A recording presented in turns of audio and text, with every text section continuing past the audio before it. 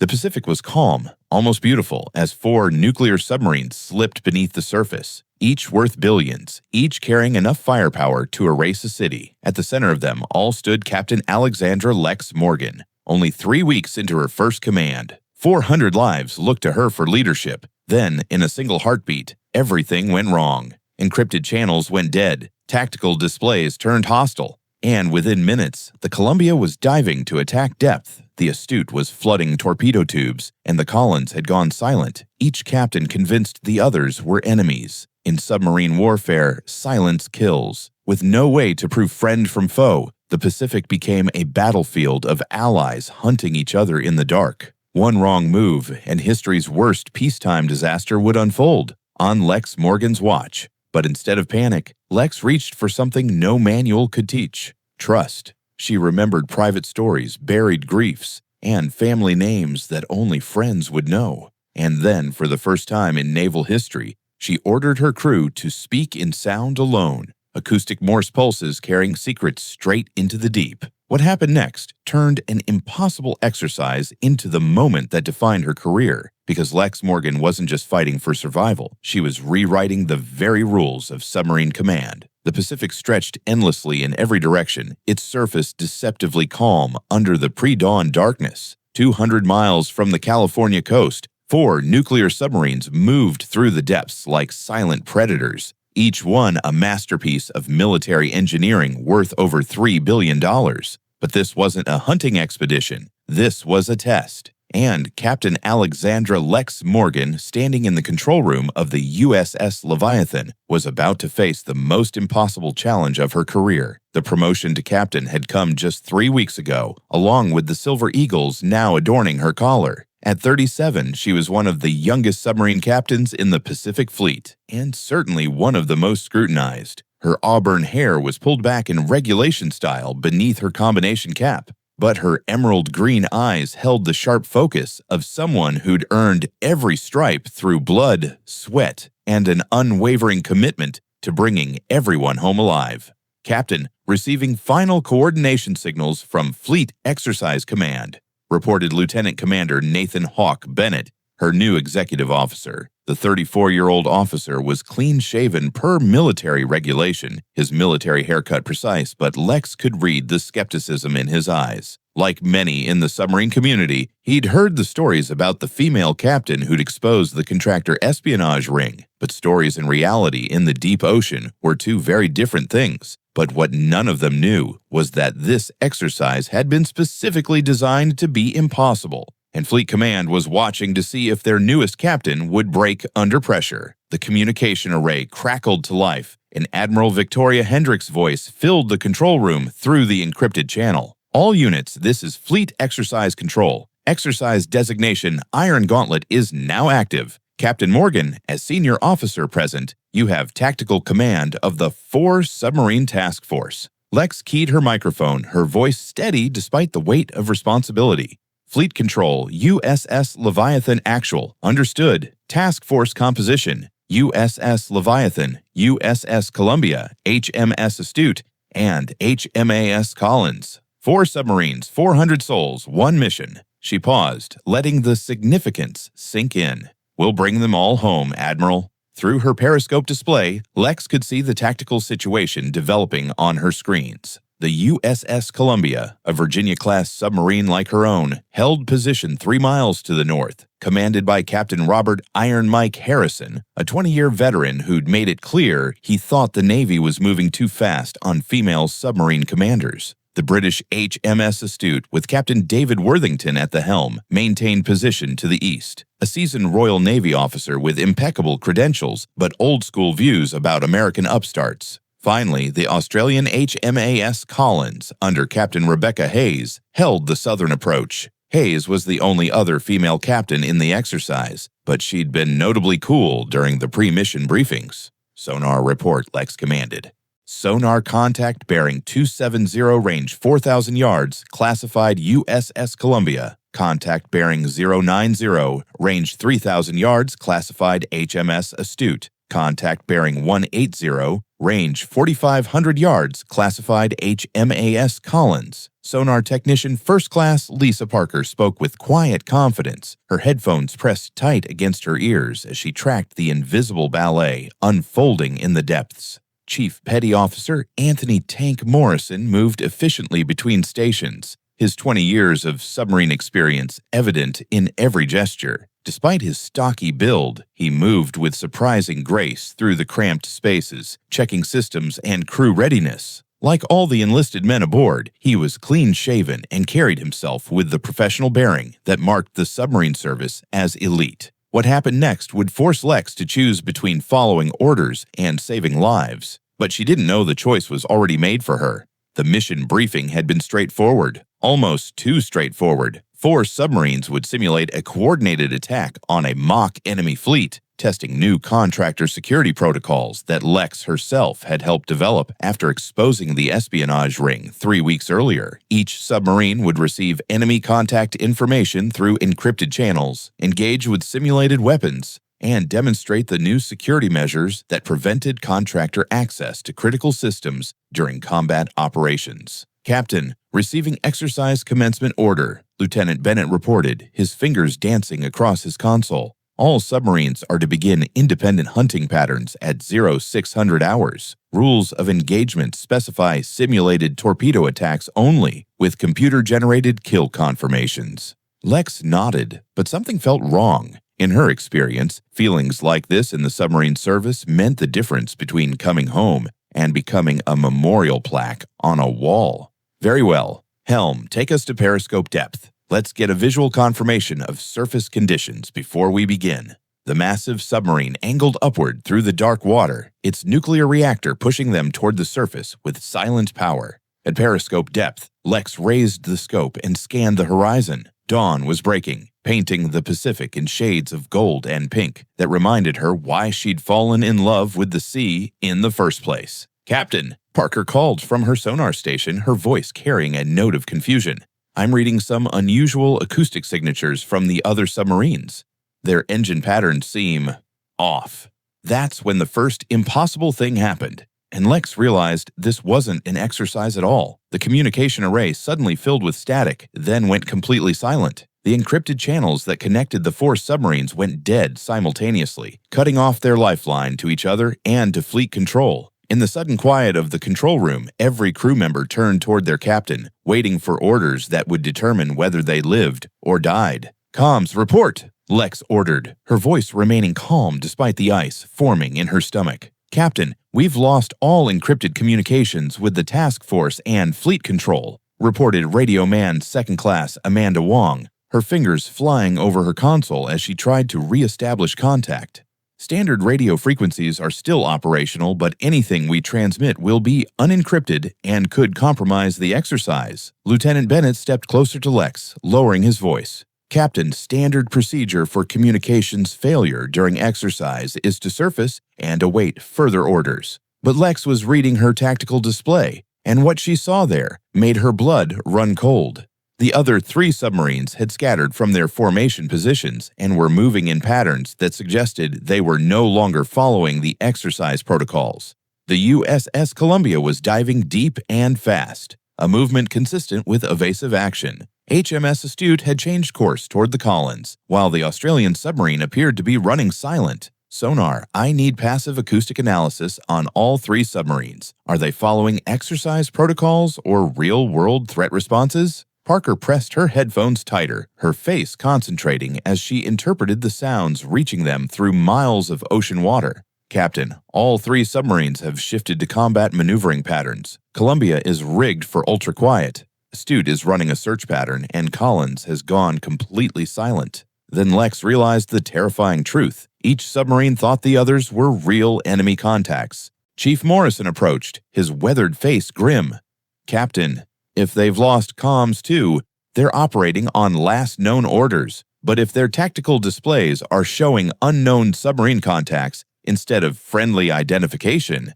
He didn't need to finish the sentence. The scenario was becoming clear, and it was worse than any nightmare the Navy had planned. 4 nuclear submarines, each armed with enough firepower to sink a battle group, were now hunting each other in the dark Pacific waters. Without encrypted communications, there was no way to identify friend from foe. Each captain would be following their training. Unknown submarine contacts in a combat exercise meant potential threats to be engaged and destroyed. Lex moved to her command console, her mind racing through possibilities. XO, what's the range to nearest surface vessel? Closest contact is a merchant vessel at 22 miles, Captain.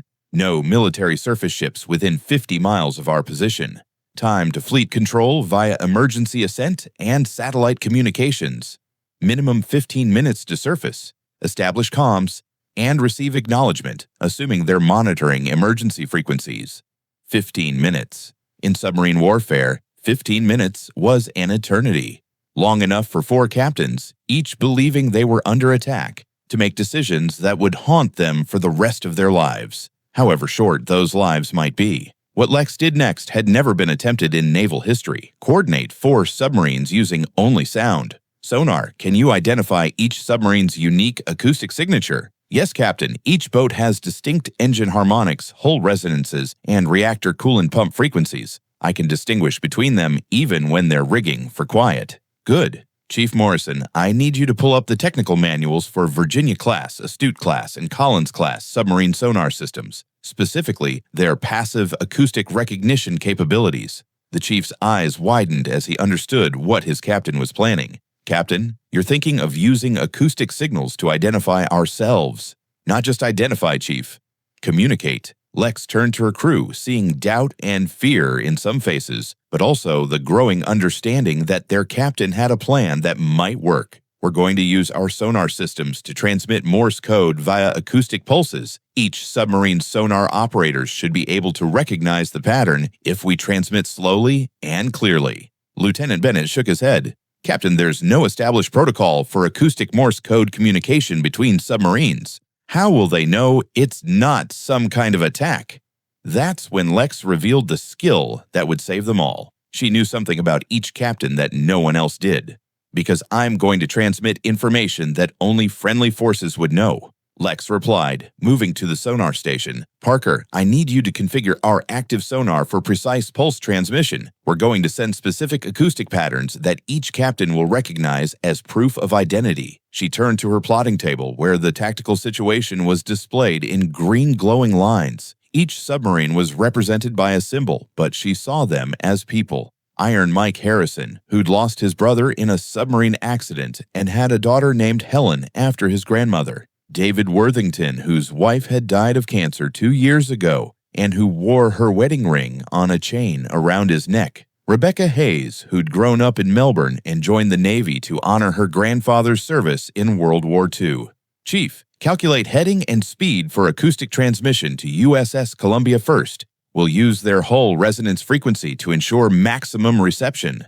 Morrison worked quickly at his console. Bearing 027, range 3,800 yards. Recommend transmission frequency of 185 Hz for optimal hull resonance.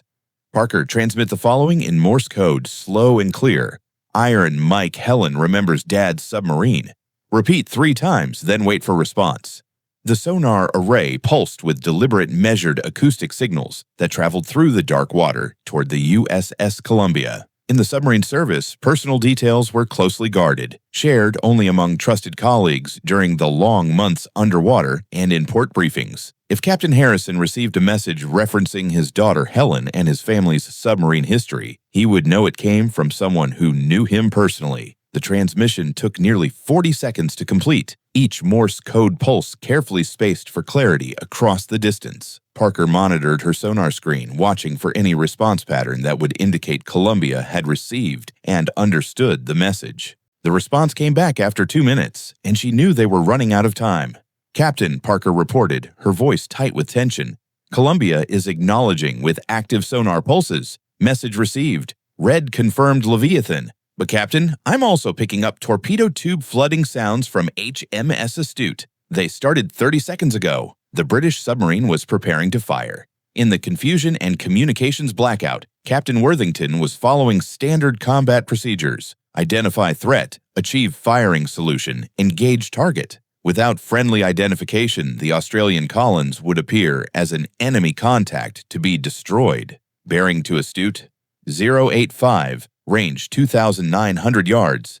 Transmit immediately. David Elizabeth's ring chain honor. Maximum transmission power. The message raced through the water toward the British submarine, carrying the deeply personal information that only a trusted colleague would know. Captain Worthington's habit of wearing his deceased wife's wedding ring on a chain, hidden beneath his uniform in violation of regulations, but tolerated by those who understood his grief. Another 90 seconds stretched like hours as they waited for a response. On the sonar display, the torpedo tube flooding sounds from HMS Astute continued, indicating weapons preparation was proceeding. If Worthington didn't recognize the personal reference, or if he was too committed to his attack sequence to abort, the Collins would be destroyed by weapons meant for training, not killing.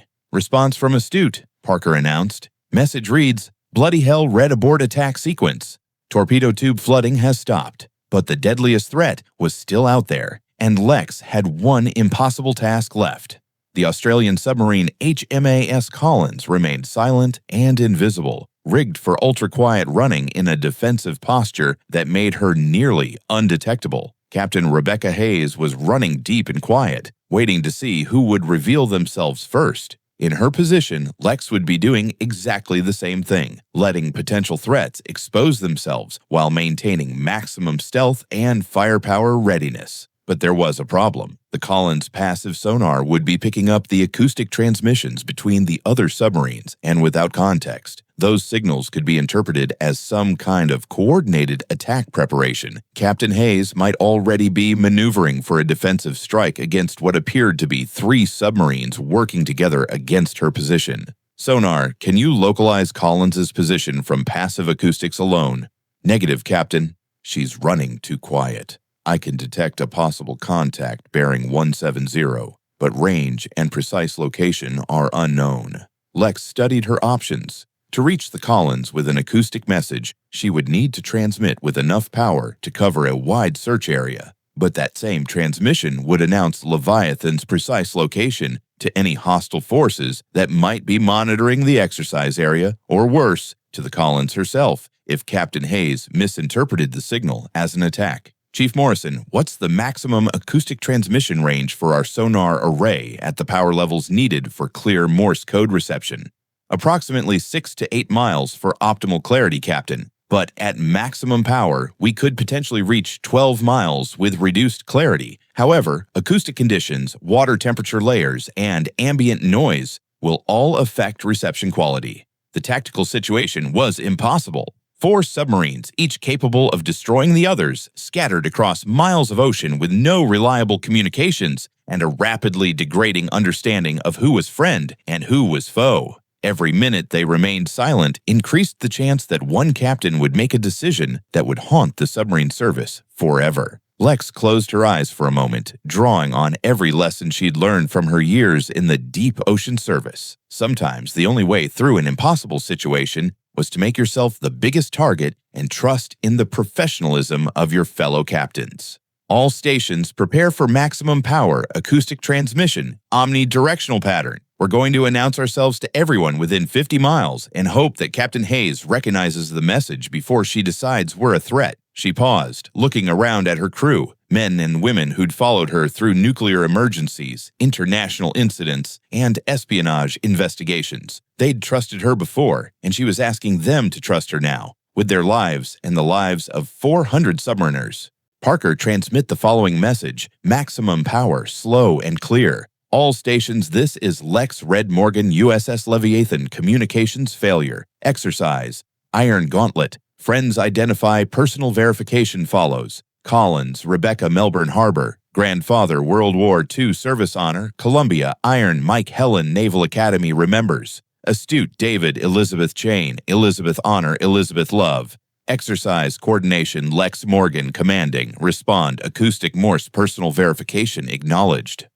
The message pulsed out through the dark water, a beacon of identification that announced not just the Leviathan's position, but also Lex's personal knowledge of each captain. The transmission took nearly 3 minutes to complete, each word carefully spaced for maximum clarity. Anyone monitoring would now know exactly where they were, but they would also understand the personal connections that verified this was friendly communication, not hostile action. The response came back in overlapping acoustic pulses, but staggered as each captain processed the personal verification and responded in turn.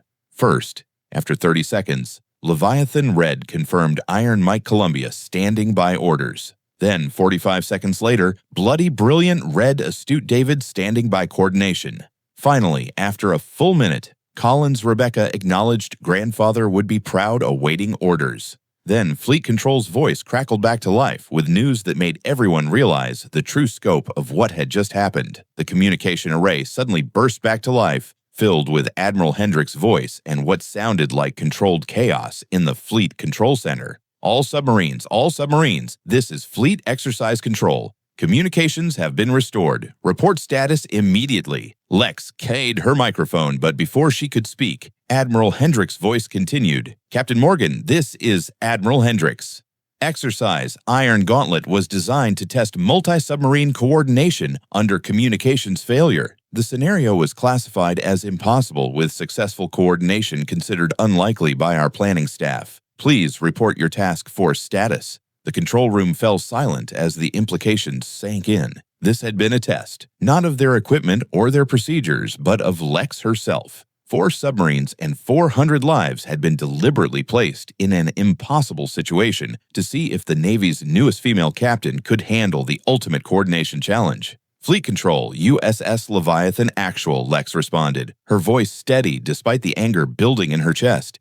Task force intact, all submarines accounted for, no casualties, no incidents. Coordination achieved through acoustic Morse code communication using personal verification protocols developed in real time. Captain Morgan, Admiral Hendricks's voice carried a note of something that might have been amazement. You've just accomplished something that our simulation models indicated had less than a 3% success probability. How did you maintain command authority and coordination without encrypted communications? Lex looked around at her crew, seeing pride mixed with exhaustion on their faces. Admiral, submarine commanders are people first, officers second. Personal trust and professional relationships don't require encrypted channels. They require understanding who you're serving with and why they deserve your trust. She paused, then added, with respect, Admiral, the next time you want to test someone with an impossible scenario, maybe let them know their people's lives are really on the line. Some of us take that responsibility seriously enough to find solutions to impossible problems. What Admiral Hendricks said next changed everything Lex thought she knew about her future. Captain Morgan, stand by for priority message. The encrypted channel crackled, then cleared to reveal not just Admiral Hendrick's voice, but the unmistakable authority of someone much higher in the chain of command. Captain Morgan, this is Admiral Jonathan Wright, Pacific Fleet Commander. What you accomplished today wasn't just a test, it was a preview. The Navy is developing new multinational submarine cooperation protocols, and we needed to know if we had a captain capable of coordinating complex operations under impossible conditions. Lex felt the weight of larger implications settling around her. This hadn't just been about proving herself as a captain. It had been about proving the concept that submarine commanders could coordinate multiple vessels through innovation and personal leadership rather than technology and rigid protocols. Your acoustic communication method and personal verification protocols will be studied and potentially integrated into fleet-wide training. More immediately, you're being considered for command of the new multinational submarine coordination program. The control room erupted in quiet congratulations from her crew, but Lex remained focused on the tactical display, showing 4 submarines that were now operating as a perfectly coordinated unit. Each captain had trusted her leadership, and more importantly, they trusted each other based on personal connections rather than technological systems. Admiral Wright, USS Leviathan honored to serve. When do we begin? Captain, the program begins with your next assignment. Report to Pearl Harbor in 72 hours for briefing on Operation Deep Unity, a multinational exercise involving submarine forces from 7 allied nations. You'll be coordinating 12 submarines in the most complex underwater operation in naval history. As the communication ended and the 4 submarines began their coordinated return to base, Lex reflected on the impossible morning that had become the defining moment of her career. She'd started the day as a captain trying to prove herself worthy of command. She was ending it as the Navy's go-to officer for impossible coordination challenges. Chief Morrison approached with the morning's reports, but stopped when he saw the expression on his captain's face. "Something tells me we're not going back to routine patrol duty, are we, Captain?" Lex smiled, watching the sonar display as 4 submarines moved in perfect formation through the Pacific depths. "Chief, I have a feeling routine isn't in our vocabulary anymore. 12 submarines, 7 nations, and probably another impossible scenario designed to test whether we can really do what we just proved we can do." She looked around at her crew, the men and women who trusted her enough to broadcast their position to potential enemies based on nothing more than faith in her judgment. "But if they want impossible, we'll give them impossible. After all, we're the crew that just coordinated 4 submarines using nothing but sound and personal trust." The USS Leviathan and her 3 sister submarines continued their journey home, carrying with them the knowledge that they'd just written a new chapter in submarine warfare, one where personal relationships and innovative thinking could overcome any technological failure or impossible scenario. And Captain Lex Morgan, standing in her command center watching the tactical display, knew that her most impossible challenges were still ahead. But she also knew something else. When you've got the right crew and the trust of your fellow commanders, impossible is just another word for Tuesday in the submarine service. The Pacific Ocean stretched endlessly around them, holding secrets and challenges that would test every lesson they'd learned today. But as the 4 submarines moved in perfect formation toward home, their crews knew they'd just proven something that no simulation could capture: that leadership, trust, and innovation could overcome any impossible situation. The exercise was over. The legend was just beginning.